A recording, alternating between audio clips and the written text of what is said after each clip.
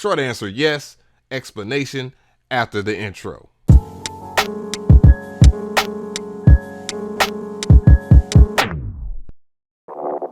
Before we get started, what is your favorite music producer that's dropped albums that doesn't really rap or sing themselves? You know, I know there's Kanye that's out there, but I definitely want to hear from other people as far as like the dubstep gang, like Skrillex, Calvin Harris, Dead Mouse, Apex Legends, Richard Devine. There's plenty of people out here that do all kinds of instrumentation, need to be weird, drumcore, dubstep, whatever the genre. It's possible. So I want to hear from you guys in the comment section. What is going on, people? So this is a continuation video. Like, I wanted to continue this discussion because I know a lot of people are going to have questions about this. I know a lot of you younger cats out there probably think it's impossible to get your music heard as a music producer without an artist being attached to it. And I'm going to be the first one to tell you, hell no, hell nah to the nah. The reason why I say that is because when I was growing up as a kid, around a lot of y'all aged around like 13, 14, or even younger, my dad was classically trained as well as I was classically trained. He played the violin and so did I. And I listened to a lot of classical music. So that was the first form of knowing that you can be an instrumentalist slash music producer, beat maker. And of course, technology got better and people have DAWs and drum machines or however you like to make your music. And now you can do albums on your own and you can see the exact same success as an artist by yourself. I promise you. Like, I guarantee you that nobody really cares to hear an acapella album. Beats matter. That should be the new movement or something. All beats matter. Nah. Other than that though, I want to cut into the chase and talk about DJ Magic Mike, which is a producer slash DJ that was very popular when I was a younger kid, and I listened to a lot of his music, and he was going platinum. Like, he was going gold and platinum just doing instrumentals, and that was amazing to me. Like, he would have little to no performances from an artist, a rapper, lyricist, or whatever, and he was going platinum, and he was not only establishing a new genre that he would not know that he did at that particular time with trap music and all kinds of bass music. Miami bass music was really dope, and it led to what we have now. And fast forward, I want to talk about some of the albums that are important to music producers that y'all should listen to. And this is like further proof of why you can do stuff on your own without a conglomerate of artists or an artist doing auto-tune all over your beats. The first person I want to bring up indefinitely is Herbie Hancock. This album right here, this is a gem. Like, everybody should hear Death Wish. And if you haven't heard Death Wish, you should. And if you haven't heard of Herbie Hancock, you should be a damn ashamed of yourself. And your parents should be ashamed of themselves for not telling you that if you're doing music. But the reason why I bring up Herbie Hancock is because he has at least plus, I wouldn't even say sub 20 Grammys for instrumental albums, but he's well and accomplished and is kind of a godfather to the sound that we call hip hop. And he brought on a DJ that brought on a different style of music that nobody else really heard at the time, that was scratching. And then we have some more jazz. We have Duke Ellington, John Coltrane. You should listen to this. And I don't want to reveal these because they have some dope samples on there, but don't listen to them because they're samples. Bill Evans, another jazz classic.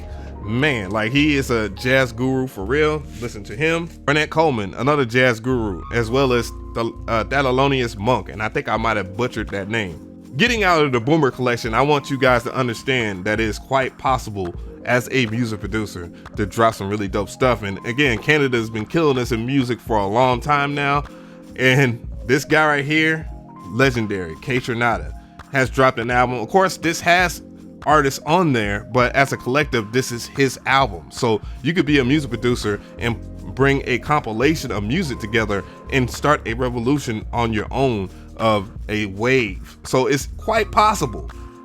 And his album did very well, and he tours around the world as a music producer slash DJ. Here's another one. If you're a fan of lo-fi or you're a fan of new jazz or broken beats, bruh, Flying Lotus. No more proof is needed as far as hip hop in this century alone. I shouldn't even have to explain Flying Lotus to none of you guys, but I definitely think y'all should listen to his music. If you're a music producer, you will quite enjoy the amount of instrumentals that he has on here that are so different and unique. And he does stuff with artists too as well, but Yes, he sold a lot of records, tours around the world, so you could be successful as hell. Bruh, if you don't know what this is, then you don't need to be talking about hip hop whatsoever. And because this is Jay Dilla right here. And this is a classic, super duper classic. If you love lo-fi hip hop, then you should definitely know about this particular album and what this machine is right here. Flying Lotus Again. If you remember Drake's If You're Reading This Now It's Too Late album, then a lot of the stuff from that album was sampled from this one right here. So if you're a music producer that puts out loops and stuff like that, you can put out a whole entire album with your loops that you sampled or whatever and still see success as a music producer and get credited on an album, get a platinum plaque, and possibly a Grammy.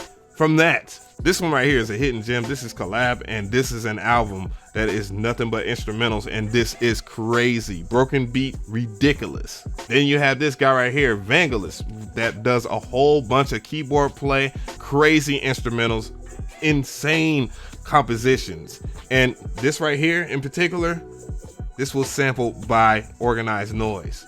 Really dope stuff. If you like ATLiens, if you listen to this particular Vangelis album, this producer's album, then you're going to hear a lot of samples that you heard on hip hop records.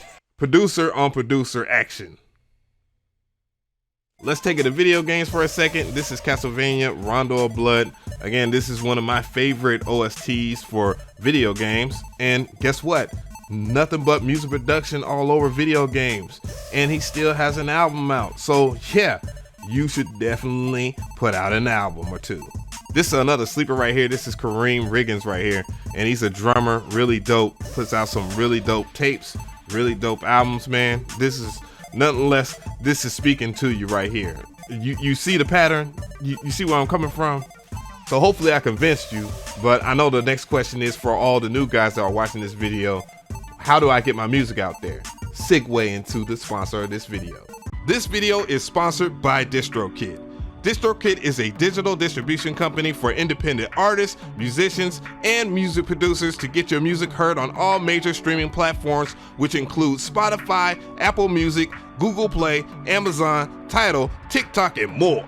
The plans start off at $20 a year and you get unlimited uploads. Unlimited uploads! It's different from other platforms like TuneCore and CD Baby, which charge you each time that you release music. Dang! Not to mention DistroKid has access to new music playlists and artist spotlights. Use the link on the screen or in the description to get 7% off. What you waiting for? So tell me how you feel about this video. I definitely want to hear from you guys in the comment section. Like, what is your favorite producer that dropped an album? I know you got Kanye West. I mean, damn. I mean, that right there. I mean, come on, guys. Like, do something about yourselves. But stop making excuses. Stop trying to find artists and be the artist. And then there's also Metro Boomin, which he just used his name and got a lot of collaborations. I know they were top tier Billboard chart artists and well-known pop artists and stuff like that, but still, nonetheless, man, don't make no excuses and start doing some collaborations with artists if you really care to, and get them to spit on your beats. It shouldn't matter what level they're at.